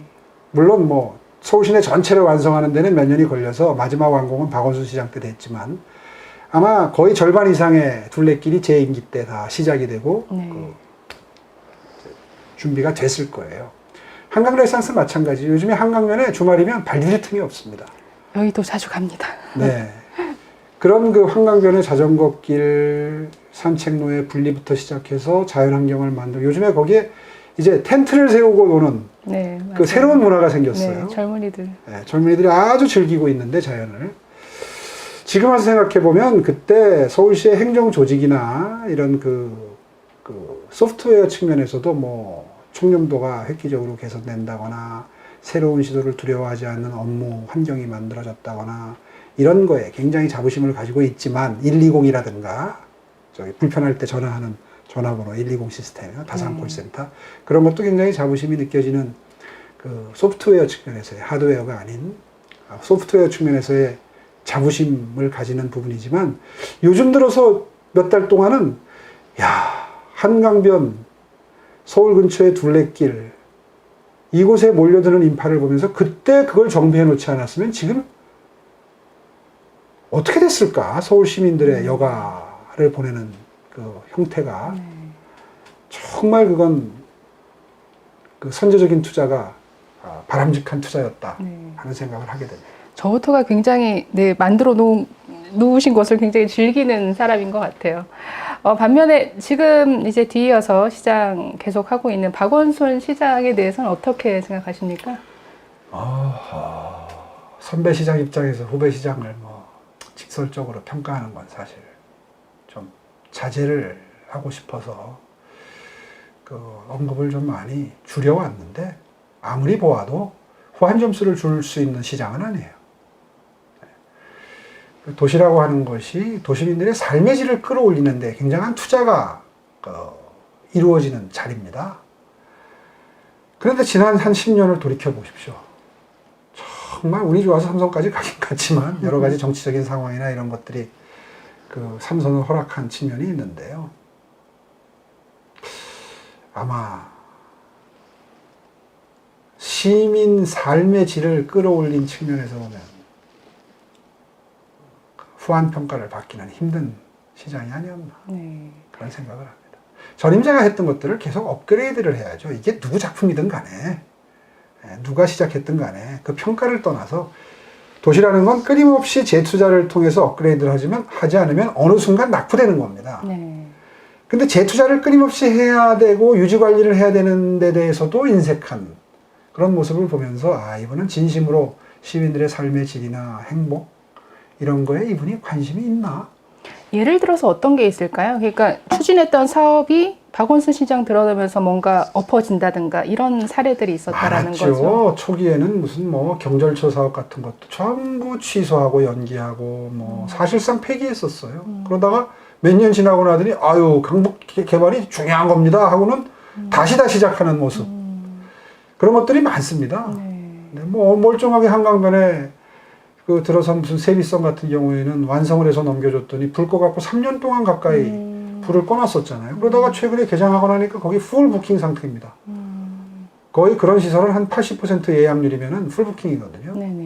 지금 풀 부킹 상태로 돌아가는 걸 억지로 불을 꺼놓고선 무슨 뭐 거기서 배임을 했네, 횡령을 했네, 뭐 무슨 뭐 세금을 낭비했네.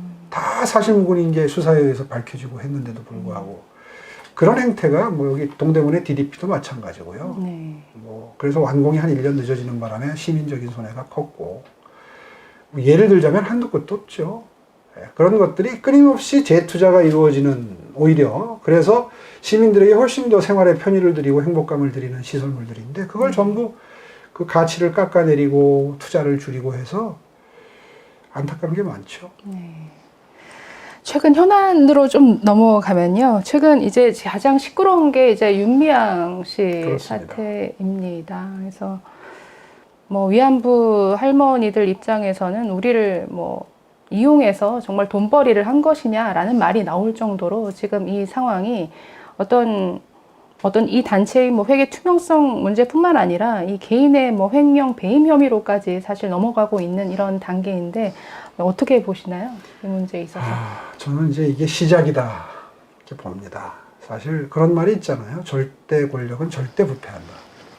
견제받지 않는 권력은 부패하는 속성이 있습니다. 크든 작든 간에. 문재인 정부 자체도 그럴 것이고요. 이런 크고 작은 그동안 사회활동을 해왔던 시민단체들도 견제받지 않으면 항상 부패의 유혹에서 벗어나기 힘든 게 현실이거든요.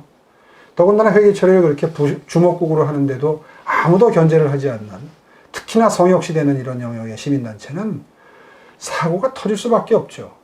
지금 뭐 이해찬 대표가 뭐 노무현 재단에 대해서도 뭐가 불안한지 또 자락을 깔기 시작하던데, 글쎄요, 그게 뭐 사실이든 아니든 검찰이 수사를 시작했든 안 했든 전 잘 모릅니다, 사실. 그러나 짐작컨대는 충분히 추측할 수 있습니다. 어느 시민단체이든 간에 견제받지 않는 권력은 부패할 수밖에 없다. 대표적인 사례가 이번에 정의연, 정대협, 윤미향으로 대변되는 이 단체고요.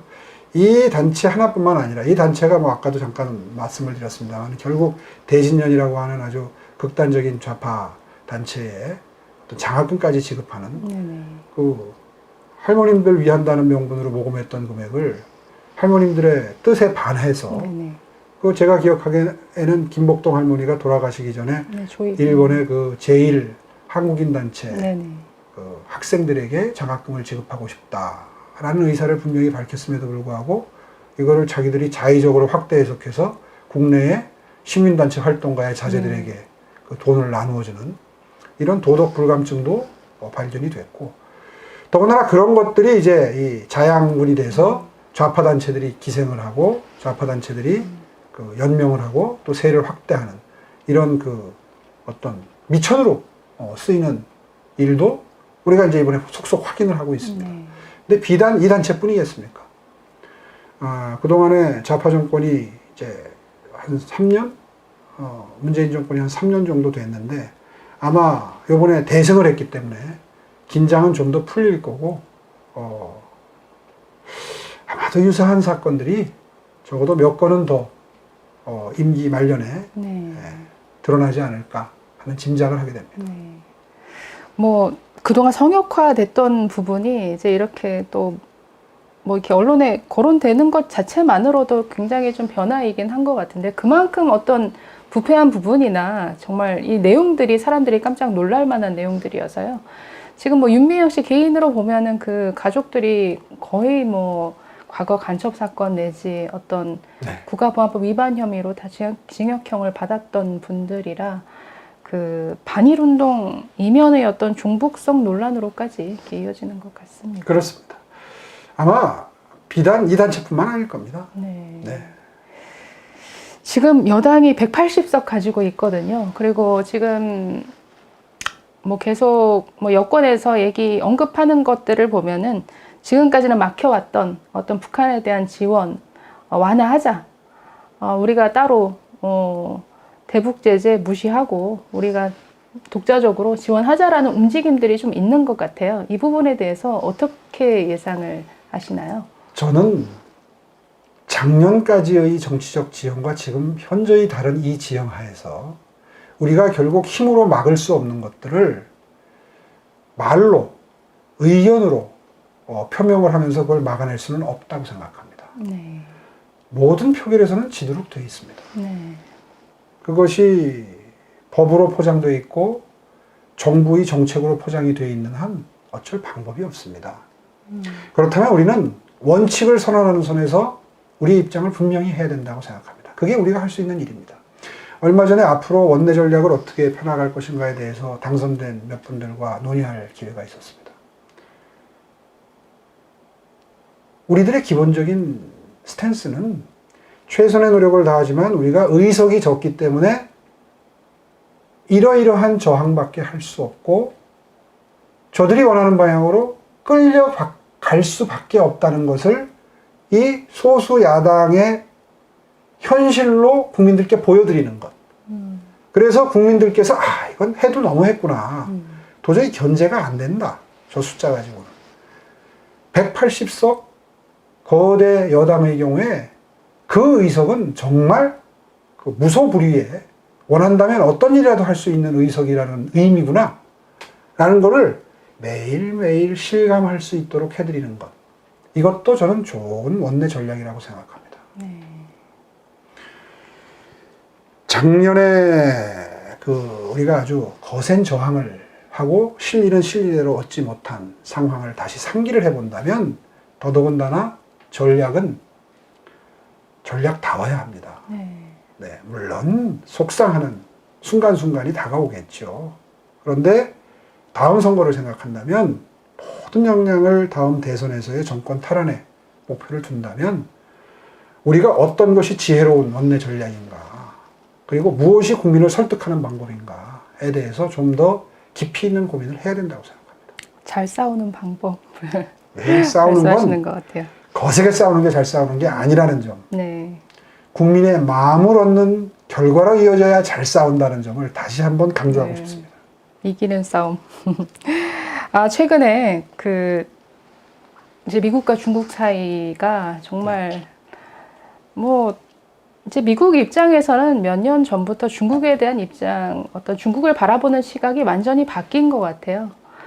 그래서 지난 한 수십 년간의 어떤 대중 포용 정책은 이거는 실패다. 그러니까 미국의 어떤 패권에 도전하는 중국을 도저히 이대로 놔둘 수는 없다라는 입장이 여당이든 야당이든 확고한 것 같거든요. 그렇습니다. 그러니까 그 사이에서 지금 화웨이 어떤 부품을 쓰지 말아라, 공급하지 말아라, 지금 여러 측면에서 지금 충돌하는 양상인데 이게 결과적으로 지금 삼성에 대한 압박으로도 들어갈 수 있고, 그러니까 나중에는 우리 정부가 정말 어느 블럭에 설 것인가라는 이 문제에 직면할 수도 있는 문제인 것 같은데요. 이 부분에 대해서는 어떻게 보시나요? 어떤 분들은 아주 극단적으로 저주받은 지정학이다 이제 이런 표현하는 걸 제가 봤는데, 그건 너무 패배적이라 하더라도 또 너무 극단적인 표현이라 하더라도 우리의 지정학적 위치가 비극적인 건 사실입니다. 우리 주변을 둘러싸고 있는 지금 미중 관계만 말씀하셨지만 러일 역시 만만치 않습니다. 네. 그러니까 미중 일러 4강이 한반도를 둘러싸고 있는 이런 지정학은 정말 우리에게는 엄청난 비극이죠. 예. 정신줄 잠깐 놓으면 엄청난 타격을 입을 수밖에 없는 그런 지정학적 위치에 있는데요.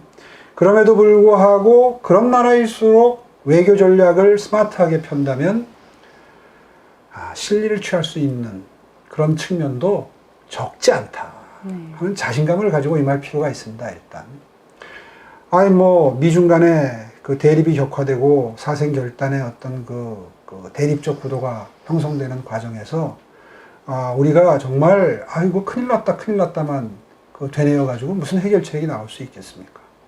그런 의미에서 저는 이승만 대통령이 건국 초기에 틀을 확실하게 잡아놓은 미국의 우방으로서의 우리와의 관계 설정, 정말 그거는 신의 한 수였다. 이렇게 생각을 하고요. 그런 의미에서 미국의 대통령 선거가 이제 다가오고 있습니다. 다음 대통령 선거가 어느 방향으로 가더라도 지금 말씀하신 것처럼 미국의 여야가 다 중국의 부상에 대해서 경계심을 갖고 있는 건 분명한 사실이고, 그런 점을 우리가 알고 있다면 우리가 필요 이상으로 중국에 경도된 입장을 보이는 것 역시 현명하지 않겠죠. 사안별로 그때그때 미국을 우리의 맹방으로 계속해서 유지 관리하면서, 또 중국 역시 우리의 시장 여건이나 산업 생태계의 현실적으로 절대로 무시할 수 없는 그런 상대인 건 분명한 사실입니다. 이것을 일도양단적으로 어디를 중요시한다, 어디에 더 경도돼야 된다, 지도자들이 그런 말을 글쎄요, 정권을 잡기 전에라도 그런 말을 그렇게 남발하는 것은 결코 국가적으로 이로운 처신은 아니다. 둘 다 중요하고 둘 다 함께 갈 수 있는 데까지 간다 정도의 원론을 표명을 해놓고 그때그때 상황에 맞추어서 최대한 실리를 취할 수 있는, 그러나 줄기는 잡아가는, 큰 틀에서의 줄기는 제대로 잡아가는 그러한 현명하고 지혜로운 외교, 이게 사실은 우리의 장점이 될 수 있어야 합니다. 그런 것들을 지나치게 이념화한다든가 교조화한다든가 이렇게 하는 것이 오히려 국가를 경영함에 있어서 손해를 초래할 수 있는 가능성도 있는 거거든요. 그 점에 대해서는 정말 오피니언 리더들이 말을 줄이는 게 굉장히 필요하다고 생각합니다. 제가 책자를 읽어봤어요. 미래라는 책을 쓰신 걸 보고 제가 교보문고 가서 직접 사서 네. 한번 읽어봤는데 고맙습니다. 내용이 참 저는 되게 공부가 되고 좋더라고요. 워낙에 뭐 북핵 문제부터 외교, 안보, 뭐 복지 굉장히 여러 분야를 다루고 있어서 이 책 자체가 굉장히 도움이 공부가 된다라는 생각이 들었었거든요. 아니, 고맙습니다. 어떤 분이 그런 표현을 하더라고요. 이거 정치인이 정치적인 어떤 이벤트를 앞두고 낸 책이 아니면 훨씬 많이 팔리고 많이 참조됐을 책이다. 네. 막 그런 얘기를 하는 걸 듣고 한참 웃었는데요. 실제로 그렇게 쉽게 쓴 책은 아닙니다. 네. 제가 그래도 고려대학교 융합대학원에서 기술경영전문대학원이라서 꽤 학생들이 공부 열심히 하고 좋은 재원인 학교입니다. 네. 거기에서 몇 학기 강의를 하면서 축적된, 그리고 제가 이제 외부 강연을 많이 하는 편이거든요. 그렇게 했던 강연 내용을 축약을 해서 네. 꽤 공들여서 정성껏 정리한 내용입니다. 사실은 이 책의 내용이 앞으로 미래통합당의 어떤 비전서로서의 역할을 하기를 기대를 했었는데, 제가 네. 이번에 원내에 진출했으면 좀 그렇게 될 수 있을 거라고 기대를 했는데, 제가 낙선을 하는 바람에 좀 많이 계획이 좀 틀어졌지만, 어쨌든 많은 분들이 읽고 제 생각을 이해해 주시면 정말 좋겠어요. 실제로 대한민국의 미래는 북핵 이후에 외교안보, 그 다음에 저출산 고령화, 2025년이면 이제 초고령 사회로 진입을 하는 이 현상이 또 4차 산업혁명 이상으로 우리의 생활을 많이 바꾸고 정책을 정말 획기적으로 바꿀 겁니다. 거기에 대해서 4차 산업혁명, 거기에 대해서 이제 이 책은 팬데믹에 대해서는 다루질 아직 못했지만, 이제 수정 보완을 한다면, 개정판을 낸다면 이제 팬데믹판이 뒤에 더 들어갈 텐데요. 팬데믹 이후에 생길 수 있는 사회 현상의 변화, 산업 지형의 변화, 이런 것들까지를 포함해서 앞으로 다가올 것이 분명히 예견되는 상황들을 전제로 어떻게 정책을 펴야 우리가 계속 번영하는 대한민국, 행복한 한 분 한 분의 국민을 만들어 드릴 수 있느냐를 고민한 책입니다. 네. 네, 여러분 관심 있으시면 미래라는 제목의 책입니다. 그래서 네, 이렇게 뭐 미래 부분에 대해서도 굉장히 많이 언급하셨는데, 저는 의외로 또 북핵과 관련된 문제에 있어서도 굉장히 냉정하게 다각도로 평가를 해 놓으셔가지고 이 부분도 굉장히 많이 공부가 됐습니다. 네, 오늘은 그 부분에 대해서 별로 질문이 없으셔서 제가 그 부분에 대해서는 설명드릴 기회가 없었지만, 가장 심혈을 기울였고 가장 고민을 해서, 외교 안보에 관해서는 말을 참 조심해야 되거든요. 이게 한 번 쓰면 남아요. 그리고 혹시 나중에 무슨 토론이 벌어지거나 이제 큰 정치적인 이벤트가 벌어졌을 때 이제 발목을 잡을 수도 있는 상황이기 때문에 참 말을 아껴야 되는 처짐에도 불구하고 이전만큼은 좀 국민적인 공감대가 형성됐으면 좋겠다 하는 것들을 정리해서 썼습니다. 잘 새겨서 봐주십시오. 이게 솔직하게 못 쓴 부분도 있고요. 나중에 대비해서 그런 부분도 감안해서 봐주시면 좋겠습니다.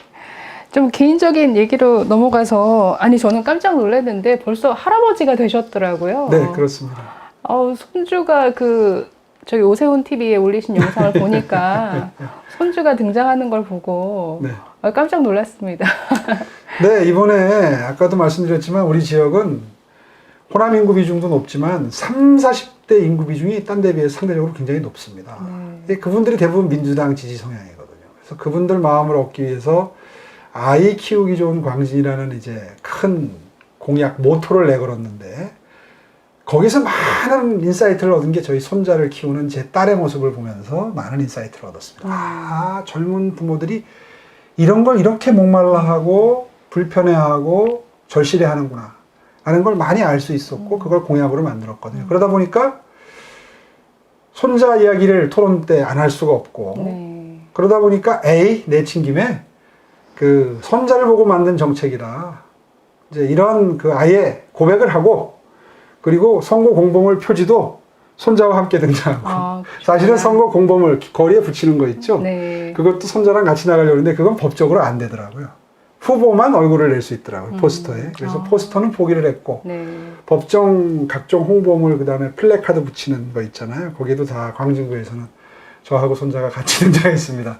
이번에 손자 덕을 아주 톡톡히 본 선거였고, 그 덕분에 표 많이 얻었다고 생각합니다. 가족들이 이번 선거에 많이 도움을 주시는 것 같더라고요. 예, 따님. 무엇보다도 우리 딸이 한 아빠에 대한 눈물겨운 연설이 깜짝 놀랐어요. 사실은 SNS 전쟁에서 고민정 후보한테 밀리고 있었어요. 네. 고민정 후보가 워낙 A급 전문가들을 투입을 해서 네.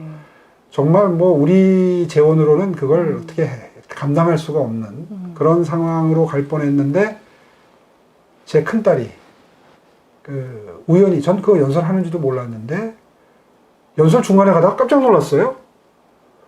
근데 그 연설이 뭐 선거 막바지 되니까 60만 뷰 그리고 그걸 또 조금 다른 버전으로 만든 게 40만 뷰 이렇게 해서 결국 100만 뷰가 넘어서고 그건 결국 이제 광진구에서만 본 게 아니라 네. 전국적으로 아마 종로가 재미없어지니까 이쪽으로 상당히 관심이 왔던 것 같아요. 네. 그 과정에서 제 딸 사위 또 그러다 보니까 또 둘째 딸 또 그 사위 저희 아내까지 이렇게 해서 가족들이 정말 큰 힘이 돼줬습니다. 이번에 아주 비록 패배하긴 했지만 그 얻은 게 많습니다. 네. 네. 아이고 제가 다른 인터뷰에서 보니까 원래 그 오세훈 시장님 하면 이미지가 굉장히 금수저 이미지세요. 생긴 게 이래서. 왠지 강남에서 아주 꽃길만 걸으셨을 것 같은 이런 이미지인데. 제가 사실 이번에 네. 광진구에 출마한 것도 제가 태어난 뚝섬 유원 지역이 지금 집인데 뚝섬 유원 지역 인근에서 제가 자랐고요. 태어나서 자랐고요. 그리고 실제로 굉장히 어렵게 컸고요. 뭐 들으시면 지금이야 다 아파트촌으로 변했지만 무슨 삼양동 옛날에 완전 판자촌이거든요. 네. 또 뭐 종암동의 가장 오래된 아파트 서민 아파트 중에 서민 아파트인데 그건 뭐 엘리베이터도 없고 물론 연탄불 때는 그런 낙후된 아파트 거기가 사실 우리 집을 가진 게 제가 우리 아버님 소유의 집을 가진 게 제가 대학원 들어갔을 때였습니다. 네. 그 전까지는 뭐 학비 걱정을 할 정도였고 그런데 이제 저에 대해서 만들어진 그 선입견 이미지가 아직도 그대로 가고 있어요. 어머니께서 굉장히 좀 고생하셨다고. 그래서 이번에 광진에 와서 제일 반가운 분들 만난 게 저희 어머님이 그 뚝섬에서 미용실을 해가지고 저를 가지셨을 때 이렇게 만삭이 되셨을 때도 파마를 하셨던 걸 기억하는 어르신들을 만나 뵀어요. 네. 그분들이 아이고 오세훈이 너 뱃속에 있을 때부터 내가 자네를 알아. 내 만삭이 됐을 때 너희 어머님이 나 이 머리 말아주고 제가 어렸을 때 가지고 들던 그 장난감은요 그 롯드라 그러죠. 네네네. 파마할 때 이렇게 가는 거. 많은 거. 예, 그 뼈다귀처럼 생긴 거 네네네. 있어요. 그게 제가 어렸을 때 갖고 놀던 선명한 그 기억이 있습니다. 집안에 계속 그게 굴러다니고 뭐 그랬었는데 그런 분들을 많이 만난 덕분에 제가 여기서 그래도 오세훈이가 여기서 태어나고 자라고 지금은 뭐 분구가 돼서 이제 행정구역이 달라졌지만 광진구 성동구 달라졌지만 그분들이 그런 어떤 저를 지지하는 그런 바탕에는 그런 게 있습니다. 네. 이번 선거 비록 뭐 아깝게 지긴 했지만 정말 광진 구민들한테는 애틋한 정이 생겼어요. 사실 20년 이상 민주당을 지지해 왔다라고 스스로 말씀하시는 분들이 공개적으로 이번에는 오세훈 찍어야지 된다. 라는 입장을 표명하시고 이제 굉장히 불편한 상황이 됐겠죠. 이웃 간에 정치적인 성향을 같이 하는 분들이 친하셨을 텐데 그래서 그런 일들도 직접 목격을 했고 정말 크게 빚진 마음이고 그래서 제가 자랐던 곳이기도 하지만 정말 이 선거 과정을 통해서 그분들의 애환, 생활고 고통 이런 것들을 정말 절절하게 느낄 수 있는 기회, 좋은 공부하는 기회가 돼서요. 저는 이번에 선거에 비록 졌지만 많은 걸 자산으로 얻은 그런 저에게는 매우 가장 뜻깊은 선거였다. 그런 생각을 지금 지울 수가 없습니다. 광진구 주민들이 뭐 좀 많이 아쉬워하셨던 분들이 참 많으셨겠어요, 이번 선거 결과 때문에. 거리에 제가 민망해서 못 나갈 정도로 선거 이후에 만나시면 먼저 우세요. 그러니까 정말 내가 좀 더 열심히 했으면 당신이 됐을 때 이런 말씀하면 뭐라고 위로를 드릴 수가 없는 그런 상황이. 그래서 한동안은 너무 고통스러워서 밖에 못 나갈 정도로. 그래서 거리에 나가는 걸 아주 그냥 극도로 꺼리게 되고 하는 네. 선거 직후에는 그런 마음도 있었습니다. 하여튼 뭐 그런 분들의 그런 그 지지가 모여서 이번에 상당히 의미 있는, 저는 그렇게 생각합니다. 의미 있는 패배를 했다. 네. 저한테는 정말 정치인으로서는 좋은 자양분이 되는 그런 선거 과정이었다. 굉장히 선거 과정 자체를 즐겼고요. 그리고 즐겁게 했고, 그리고 기꺼이 그분들과 함께 어우러지는 그런 시간들을 정말 즐거운 마음으로 함께 했기 때문에 어디 안 갈 겁니다, 아마. 네. 그런 마음이나 그런 아쉬운 마음들이 쉽게 사그러들지 않을 거예요. 네. 아유, 장시간 굉장히 열정적으로 말씀을 해주셔서 시간 가는 줄 몰랐는데 참 많이 시간이 흐른 것 같아요. 네, 어쨌든 뭐 선거는 끝났지만 그래도 앞으로 좀 자주 소식을 네. 듣기를 뭐 저뿐만 아니라 많은 분들이 네. 원하실 것 같아요. 마지막으로 혹시라도 뭐 시청자분께 한 말씀 좀 부탁드릴게요. 예, 아이고, 다시 한번 사죄의 말씀 드리겠습니다. 정치는 일단 선거에서 이겨야 지지해 주신 분들에게 도리를 다하는 건데, 뭐라고 변명을 해도, 뭐라고 억울한 사정을 말씀을 드려도 결과는 패배한 것이기 때문에 정말 죄송한 생각이 들고, 특히나 지지해 주셨던 광진구에, 어려운 환경에서도 지지해 주셨던 광진구의 유권자분들께는 다시 한번 감사의 마음과 함께 죄송스럽다는 말씀 드리고 싶습니다. 정치인 오세훈은 오늘도 장시간 동안 피력을 했습니다만은 정말 사심을 버리고, 아마 우리 국민들이 가장 싫어하는 정치인이 자신의 정치적 목적을 위해서 수단 방법 가리지 않는 정치인이라고 저는 생각합니다. 그런 정치인이 아니라 정말 한 보 한 보 내딛는 발걸음이 모두 다 국민 여러분들에게 초점이 맞추어진 그런 정치를 하기 위해서 앞으로도 최선의 노력을 다하겠다는 약속을 드리겠습니다. 더욱더 정진하겠습니다. 계속 도와주시고 그리고 성원해 주시길 바랍니다. 고맙습니다. 네, 시간이 한정적이어서 사실 뭐 얘기하고 싶은 분야는 너무 많은데 시간이 한정되어 있다 보니까 사실 생각들을 뭐 다 쏟아내지는 못하셨을 것 같아요. 근데 뭐 이 책에 오세훈 시장님의 그 어떤 생각과 가치관은 여기에 잘 정리가 되어 있더라고요. 혹시 더 알고 싶으신 분들은 이 책을, 미래라는 책을 참고하시면 되실 것 같습니다. 고맙습니다. 아이고, 이렇게 책을 강조해 주시니까 너무 고맙네요. 네, 제 생계에 크게 도움이 될 것 같습니다. 네, 오늘 이렇게 인터뷰 끝까지 잘 응해 주셔서 감사드립니다. 다음에 또 뵈었으면 합니다. 네, 오늘 감사합니다. 감사합니다. 감사합니다. 여러분 감사합니다.